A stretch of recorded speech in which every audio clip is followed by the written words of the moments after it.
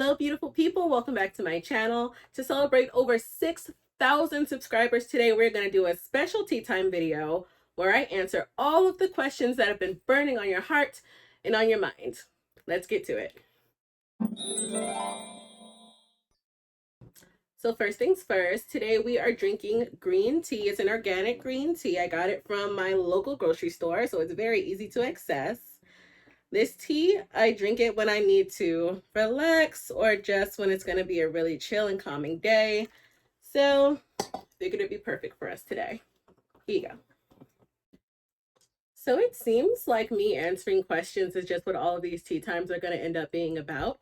If you've met me in person, you know that I tend to ramble on and forever, so this might work out for the both of us. So let's look at our very first question. And that is from Julia Sanford, and she asks, do you wear Lolita fashion every day, including work and school? Are there any situations where you don't wear Lolita? Or when you were starting out, were you most comfortable wearing Lolita? Also, I love your tea time videos, and I'm looking forward to another one. Me and you, Julia. So I do wear Lolita every day. I'm a lifestyler, so I do wear it to work. I wear it to grocery store. I wear it to go out with my friends, to go to the movies. However, since I have begun going back to work this past week, I have not worn Lolita only because I'm trying to adjust to my new schedule. I'm trying to adjust to my students, and I'm trying to adjust to this summertime heat. Like, honey, it has been a million degrees every single day. The humidity is up to like 70 billion% every single day. So those will be the instances where I do not wear Lolita, or if I feel that it's going to be inappropriate. So if I'm going to an event that is very conservative, or if I just feel like it's not going to be worth it, like when I go to 7-Eleven at 3 o'clock in the morning, I won't wear Lolita then. But I try to incorporate it into every part of my life, so I do wear it whenever possible. When I first started out, I only wore it to cons and I only wore it to meetups. It took a while for me to get comfortable being a lifestyler. I didn't have enough wardrobe at the time. I didn't feel that I had enough occasions to wear it, but now we out here all day, every day, if we can. Let's look at the next question. Our next question is from I'm Very Bored, and they ask, how do you wash your big gowns like your Henrietta dresses? Also, what items or dresses would you like to see more of in Lolita? For instance, I'd like to see more bears and Halloween prints. So I'm very bored. When I am trying to maintain my wardrobe, I dry clean my dresses. I do not trust washing machines. I know Scarfing Scarves, Tyler Willis, made a wonderful video about how to wash your brand, and I will put that in the description below. But me personally, I am a klutz and I have very bad luck with stuff like that. So I tend to just dry clean my dresses. I do, however, spot clean in between wears. So I go through my dresses with like a little cotton ball and a mixture of detergent and water, and I would just spot clean any makeup stains around the collar, anything around like the underarms or anything like that. I also make sure that I have needle and thread with me all the time so that I can fix buttons or seams as they start to come apart, because a lot of my dresses are like 10 years old or more, so they will have wear and tear after some point with me wearing them or even not wearing them. So that's pretty much how I maintain my wardrobe. As far as dresses I would like to see more of, I would like to see more like just different prints. There are so many bears, so many candies, so many just ribbons and things like that. I want to see prints that have like more food themes and not just like sweets, but like bread. I saw a bread and I think it was a bread and wine dress that I just was like, I fell in love with it because like that's so my aesthetic. So I want to see more different kinds of food prints. I also would like to see dresses that have like bugs on them, like cute butterflies and things like that. I also would like just for dresses to be more available to all people. And that means that I would love to live in a place like when I was in Japan where they had Lolita shops everywhere. Like that's what I want to see. And I also would like to see more inclusive sizing. Like I feel that I am very fortunate because I can fit a lot of brand even though I am plus size, but I want to see brands doing busts and waists that go like up to 120 or even like beyond that, because Lolita is a fashion that is for everybody, as I have said a billion times. But I would like to see more inclusivity in dresses, just in general, for all people, all different styles. And I would like to see more gothic prints that are not just like all black or just like 1,000 little ruffles or something that doesn't have crosses on it. Like, a lot of people are not comfortable wearing religious prints. I was one of those people for a very, very long time. I am just now starting to get comfortable wearing something that has like a cross on it because I don't want to be offensive to the people who view that as a sacred symbol. So I would like to see more inclusive prints all the way around. Next question. So our next question is from Jalessa Brock. I hope I'm saying that right. And they ask, are you the type of person to plan your outfit of the day beforehand, or do you spend an hour picking your outfit in the morning? So I am definitely a person who has to plan the day before. And that is because I tend to lose everything. Like, I would spend, if I were trying to get up in the morning and just get dressed like normally, just throw my stuff, grab something from here, grab something from there, it would take me like 11 hours to get dressed. Like, these gloves have been replaced at least 20 times since last year because I just cannot stop losing everything. My necklaces, my hair accessories, I can't keep track of nothing because I'm a very, very busy person and I'm always changing and doing this and doing that. And just when I'm at the end of the day, like, my days are like 13 hours long. So I just tend to just throw everything away, hang up the dress, and I'm just like, whatever, I'm done. So I definitely have to get everything together the day before. So what I will do, I will have an idea of what I want to wear, what kind of style I'm going for. I will pick out the dress, I'll pick out the blouse or whatever kind of overcoat thing that I'm going to wear. I will pick out my accessories, my shoes, my tights, anything I'm going to wear on my head, anything special like the gloves. I will pick them out, lay them out the day before. I have a little bag that I keep specifically for my day-to-day accessories because even though I will lay them out like the night before, my cat might think, oh, that's cute, and then she'll smack something onto the floor and then it'll be gone forever. So I try to plan out as much as possible the day beforehand. Hope that made sense to you. Let's look at the next question. So here's another question that's related to like my daily routine. This question is from Shay, and they ask, out of sheer curiosity, since I haven't got a lot of knowledge about Lolita subculture, how long does it typically take you to get ready in full Lolita outfit, including your makeup? So, surprise, surprise, it does not take me that long. Since I do put in the effort to get everything done the day before, I get ready in like full Lolita, like what I'm wearing right now. I can do this in like 45 minutes. I can get dressed in like under 3 minutes, and that's only because I have a lot of experience doing fashion shows. But my makeup, I do take more time with it. I let everything dry in between stages. So I let my primer dry completely before I do my foundation. I let my foundation dry completely before I do concealer. I let that dry completely before I do the next step. So I do take my time with my makeup. Everything else is done in a complete flash. Next question. Our next question is from the Shower of Slime, and they ask, have you ever had a wardrobe malfunction and how did you recover from it? Yes, I have had a wardrobe malfunctions over my 6 years in Lolita. The majority of the things that have happened to me, I have broken heels while I've been walking. I have popped buttons on my waist ties, which is what started me just like taking waist ties off just initially.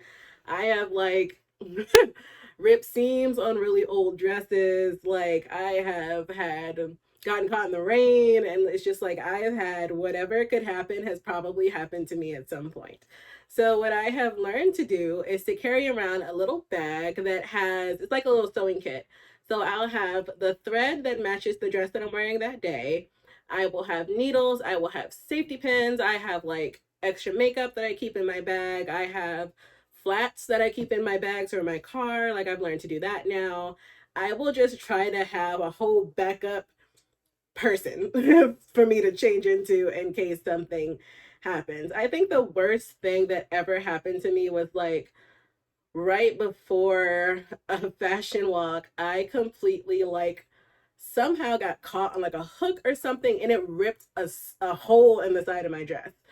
So it was very small. Like if I kept my arms down like this, you wouldn't be able to see it. But I was like freaking out so bad about it. So I like had to grab a friend. We had to run into the corner and she literally like just stitched me clothes real quick so that we can like get on with the day. But like wardrobe malfunctions happen. So you need to be prepared for them. Keep that needle and thread on you. Keep them safety pins on you because honey, you never know what's going to happen when you're out there in them streets.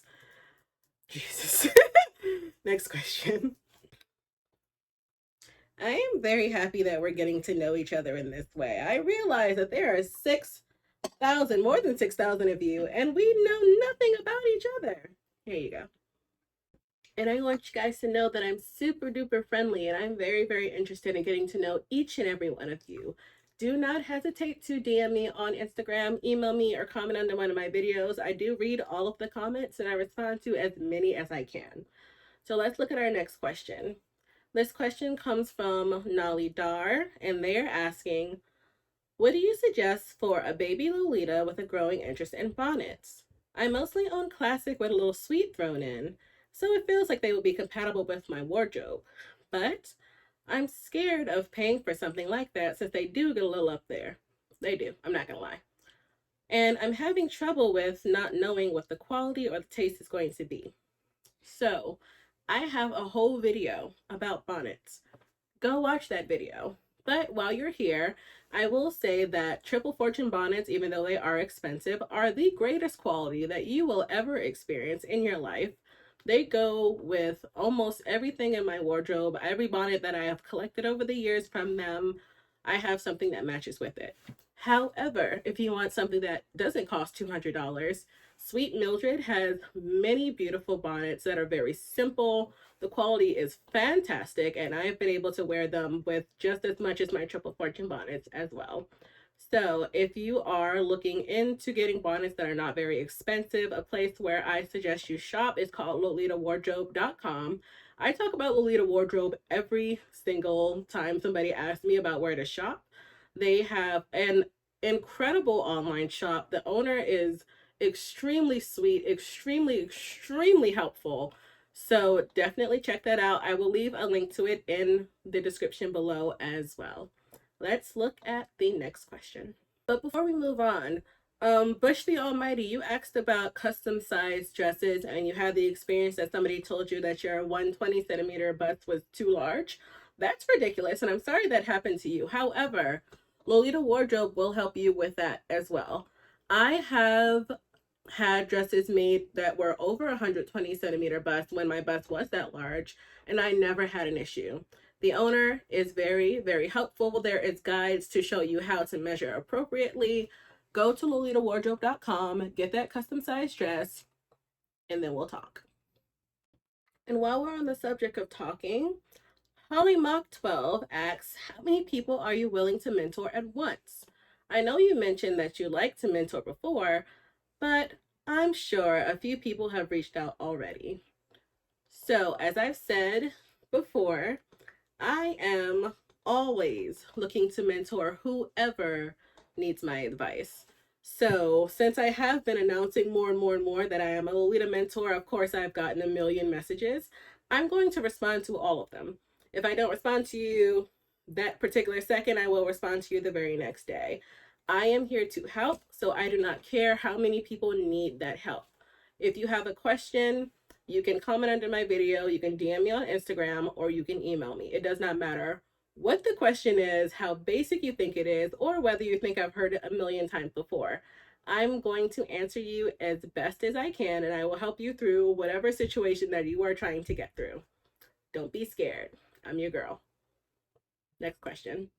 So I see that I'm getting a lot of questions about like where I buy my wigs and where I buy my shoes and blouses from. So I'm going to try to answer those, like consolidate those all into one question. So I buy my wigs mostly from Amazon or eBay or from my local beauty supply store. My shoes have all, for the most part, come from a website called lacemarket.us. That is a secondhand Lolita. It's kind of like a Lolita eBay, I'll say. I buy a lot of my shoes secondhand because I like for them to be broken in and because I don't really believe in spending that much money on shoes. I also have bought shoes from Amazon and eBay. That's pretty much where I get everything from. As far as my extra accessories, you guys know I like to make my own accessories. So if I am unable to make my own accessories, I will most likely buy them from local shops or from Amazon and eBay. Pretty much the answer to all these questions is Amazon, eBay, and Lace Market.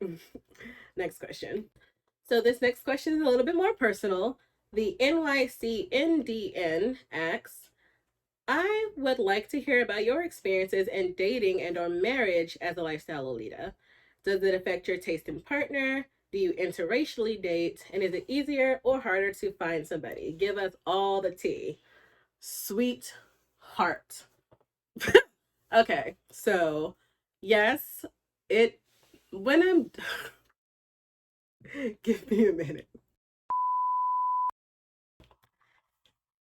So when I am looking to date somebody, my advice is to show them your Lolita early.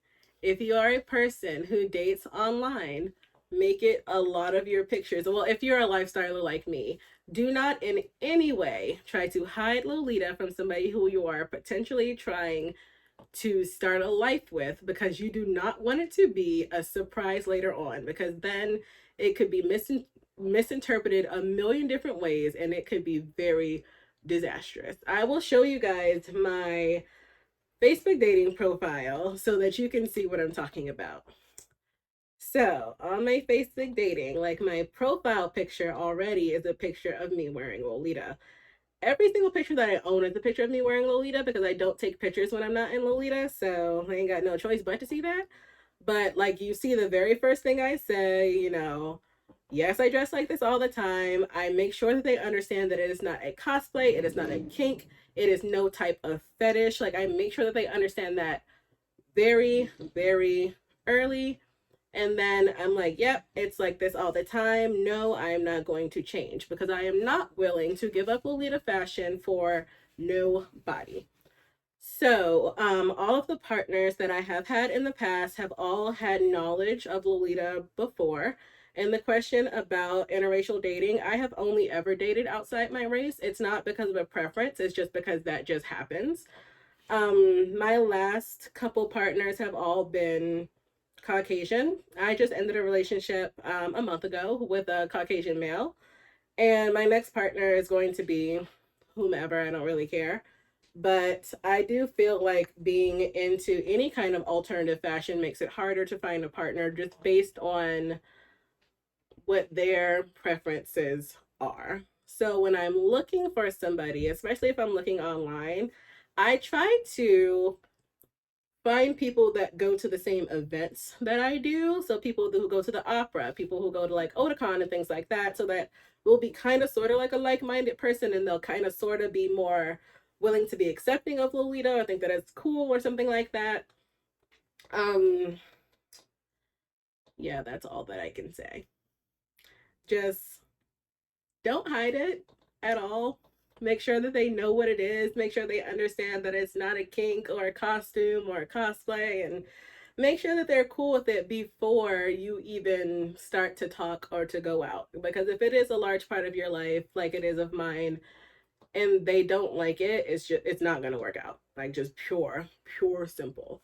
If you are wanting to wear Lolita for a first date, I recommend wearing casual Lolita based on like how much the person knows about it, how comfortable they are around it, and how much they care about what other people think. My last first date for the relationship that I just ended, I wore casual Lolita on our first date because the person had already knew what Lolita was. They had spent time studying Japanese culture and everything, so they already knew everything about it. So it was seamless, and they actually preferred me in Lolita to non-Lolita clothes. So that one worked out a-okay.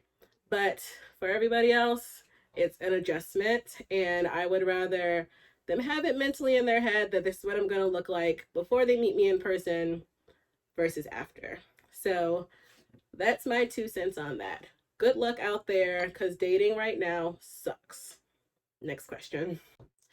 So our next question comes from Amelia Bunny, and they ask, do you collect anything non-Lolita? Well, Bunny, yes. Yes, I do.